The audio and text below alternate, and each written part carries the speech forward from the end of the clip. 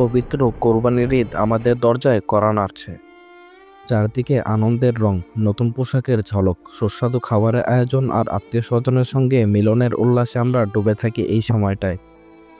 কিন্তু আপনি কি জানেন, একই সময়ে গাজার কোনো ঘরে নেই নতুন কাপড়, নেই খাবারের গন্ধ, নেই শিশুর হাসি, আছে শুধু ধ্বংসস্তূপ, রক্ত, কান্না আর ক্ষুধা। গাজার মানুষরা আজ দীর্ঘ সময় ধরে মানবেতর জীবনযাপন করছে। চারদিকে যুদ্ধের ধ্বংস, আহতদের আহাজারি, মৃতদের গুঙানি। গাজা এখন এক মৃত্যুপুরী। শিশুরা আজ ঈদের জামা নয়, বেঁচে থাকার আশায় খুঁজে ফেরে একটু পানি, একটু খাবার। মায়েরা সন্তানকে কোলে নিয়ে লুকিয়ে কান্না করে। এই ঈদেও হয়তো তারা কিছু রান্না করতে পারবে না। কোরবানি মানে কেবল পশু জবাই নয়, এটি আত্মত্যাগ, এটি দরিদ্রদের মুখে হাসি ফোটানোর আহ্বান, এটি আল্লাহর সন্তুষ্টির জন্য আত্মার একটি নিবেদন। এই আত্মত্যাগ যদি গাজার মানুষের কান্না মুছে দিতে পারে, তাহলে এটাই হবে সবচেয়ে মূল্যবান কোরবানি।